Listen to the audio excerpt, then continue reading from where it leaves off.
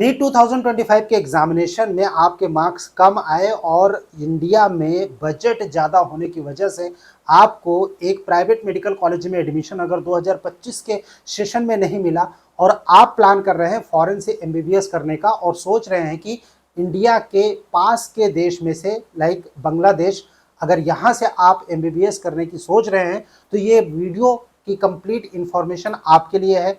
बांग्लादेश में 2025-26 का जो सेशन है वो कब स्टार्ट होगा, एप्लीकेशन क्या ऑलरेडी स्टार्ट हो चुका है या फिर स्टार्ट होने वाला है, फीस कितनी लगती है, मिनिमम एलिजिबिलिटी क्राइटेरिया कौन कौन से हैं, प्लस जो कॉलेजेस हैं वो अच्छे कॉलेजेस कौन से हैं, एडमिशन का प्रोसीजर कैसे होता है, डॉक्यूमेंट क्या क्या लगेगा, कब अप्लाई करना है और किसके थ्रू अप्लाई करना है, कंप्लीट डिटेल इस छोटे से वीडियो में हम आपके साथ शेयर कर रहे हैं।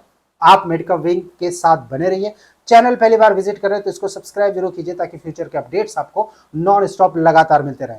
मेडिकल विंग की ओर से मैं हूं अमित, आप सभी का एक बार फिर से स्वागत है आपके अपने most favourite NEET informative channel medical wing में। गाइस, हम लोग बात करेंगे बांग्लादेश से एमबीबीएस करने के बारे में।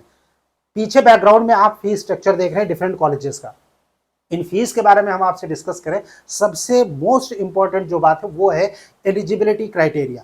अब एलिजिबिलिटी क्राइटेरिया क्या है, ये हम किसी बनाए हुए डॉक्यूमेंट्स के साथ ना जाके आपको हम ऑफिशियल डॉक्यूमेंट्स से जो है दिखाते हैं, जो कि बांग्लादेश जब एप्लीकेशन स्टार्ट होता है तो वो नोटिफिकेशन रिलीज करता है फॉरेन एमबीबीएस स्टूडेंट्स के लिए।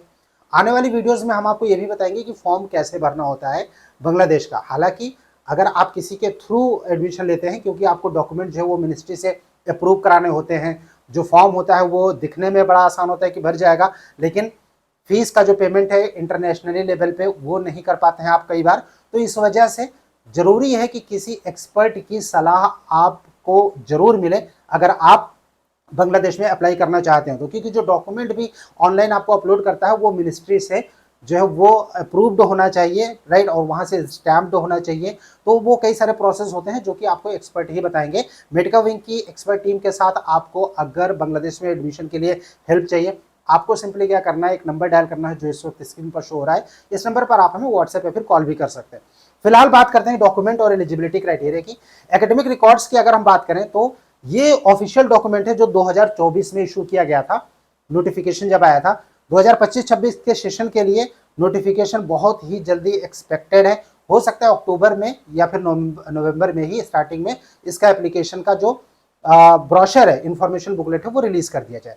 2024 का हम जो देख लेते हैं कि और वही रहेगा डॉक्यूमेंट और मिनिमम पासिंग क्राइटेरिया या फिर एलिजिबिलिटी क्राइटेरिया के तौर पे। सबसे पहली बात ये कि ओ लेवल या फिर ए लेवल दोनों जो एग्जामिनेशन है, ओ और ए लेवल। अब ये ओ और ए लेवल क्या होते हैं, ओ लेवल मतलब क्लास 10, ए लेवल मतलब क्लास 12।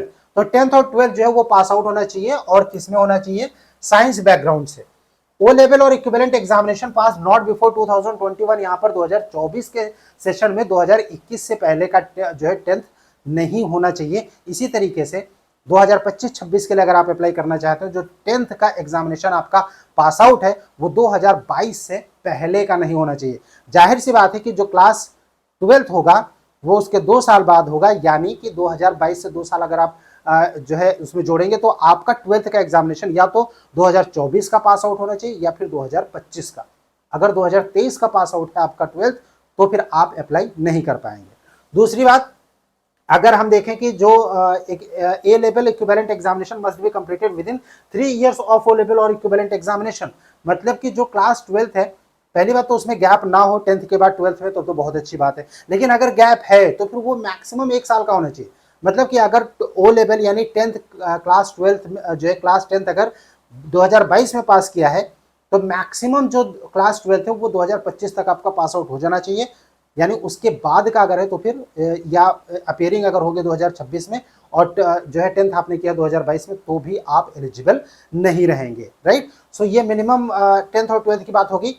अब बात करते हैं कि भाई जो मार्क्स हैं वो क्या होना चाहिए। मिनिमम जो जीपीए होना चाहिए ओ लेवल में और या फिर ए लेवल दोनों में वो 7 जीपीए होना चाहिए। अब 7 जीपीए का मतलब ये हुआ कि आपके जो मार्क्स हैं क्लास 10th और 12th में वो 60% से ज़्यादा ही होने चाहिए। 65 प्लस अगर है तो फिर आपको एप्लीकेशन में कोई प्रॉब्लम नहीं आएगी। कई बार 60% के आसपास अगर मार्क्स होते हैं तो एप्लीकेशन में प्रॉब्लम होती है, हो सकता है कि रिजेक्ट हो जाए। मतलब कि 65 से ऊपर अगर है बहुत अच्छी बात है, 60 के ऊपर अगर है 62 63 है तो भी एक्सेप्ट हो जाएगा। अगर हम जीपीए की बात करें तो 7.0 का जीपीए होना चाहिए। वहीं पर बायोलॉजी में 3.5 का जीपीए, मिनिमम 60% मार्क्स बायोलॉजी में होना चाहिए। उससे कम अगर है 59 मार्क्स है, एक्सेप्टेड नहीं होगा, आपका फॉर्म रिजेक्ट हो जाएगा, आप वहां पर एलिजिबल नहीं रहेंगे। राइट, ये हम मार्क्स की बात कर लिया। और उसके बाद अब जो डॉक्यूमेंट्स है ये सारे के सारे ओरिजिनल डॉक्यूमेंट्स, प्लस सबसे बड़ी बात कि बांग्लादेश के लिए आपको पासपोर्ट की जरूरत होती है, वीजा की जरूरत होती है। हालांकि वीजा का एप्लीकेशन होगा जब आप कॉलेज से, आपको पहले तो एक ऑफर लेटर आता है, उसके बाद इनविटेशन लेटर आता है, कॉलेज की ओर से कंफर्मेशन लेटर आता है। उसी कंफर्मेशन लेटर के बेसिस पर ही आप वीजा के लिए अप्लाई कर सकते हैं, जिसमें आपको एक्सपर्ट ही मदद करेंगे।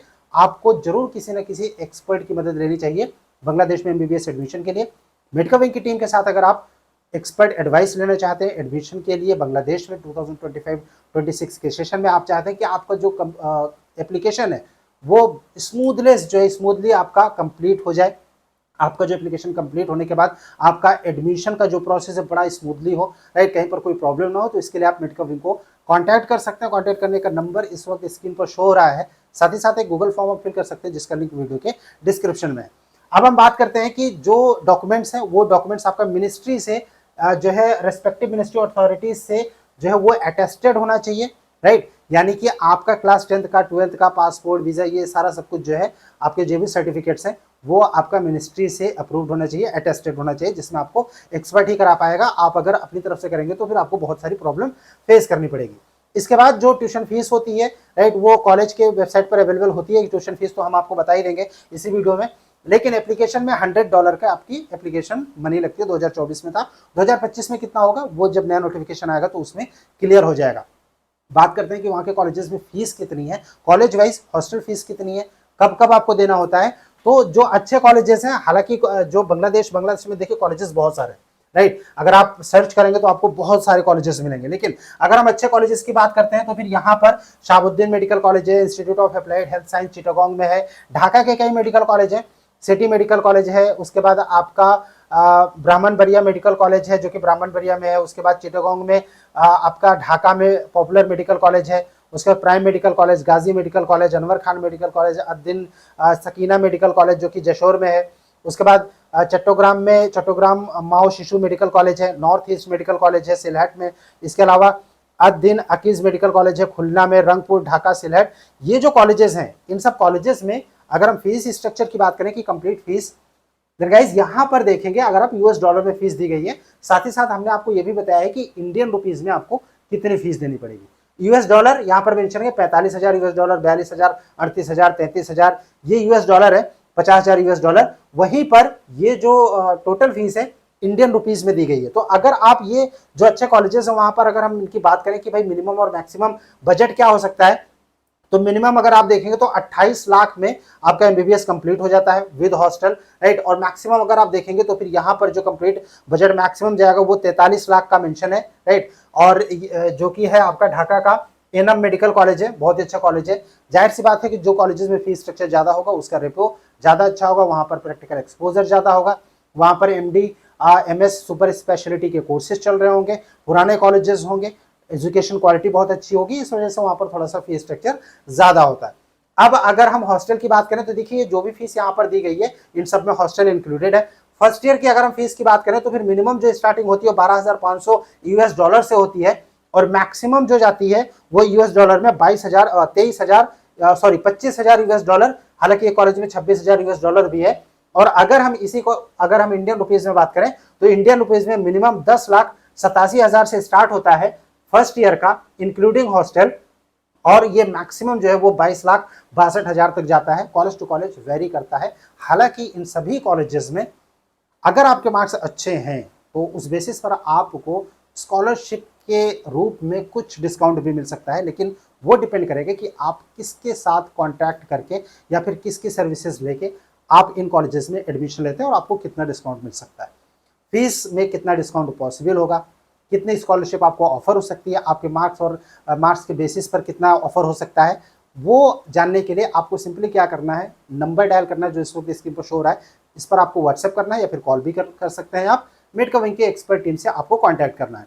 नीट के एग्जामिनेशन की अगर बात करें, जाहिर सी बात है कि नीट क्वालिफाइड होना मैंडेटरी है। अगर आप नहीं क्वालिफाई करते हैं तो उस केस में पहली बात तो आपको एडमिशन लेने में प्रॉब्लम होगी वहां पर। दूसरी बात यह है कि लौट के आके अगर आप मान लीजिए किसी कंट्री से बिना नीट के अगर एमबीबीएस कर लेते हैं तो फिर आप यहाँ पर आकर एफएमजी या फिर नेक्स्ट जो कि उस समय हो रहा होगा आप उसके लिए एलिजिबल नहीं रहेंगे। इसलिए नीट का क्वालिफाई होना जरूरी है। करंट ईयर में अगर क्वालिफाइड नहीं है, लास्ट ईयर का अगर क्वालिफाइड है तो भी बांग्लादेश में एक्सेप्टेड है, आप वहां पर एडमिशन ले सकते हैं। बांग्लादेश के कुछ कॉलेजेस के बारे में, fees structure plus eligibility criteria के बारे में हमने आपको बता दिया। अगले वीडियो में हम आपको बताएंगे कि फॉर्म को कैसे फिल किया जाता है और साथ ही साथ जो नोटिफिकेशन आएगा वो भी हम आपको इन्फॉर्म करते रहेंगे। आपका कोई क्वेश्चन होता है, कुछ पूछना चाहते हैं, कमेंट बॉक्स में कमेंट कर सकते हैं या फिर स्क्रीन पर जो नंबर शो हो रहा है इस नंबर पर आप हमें व्हाट्सएप पर कॉल भी कर सकते हैं। Stay tuned with us. Thank you for watching मेट कविंग। Thanks a lot.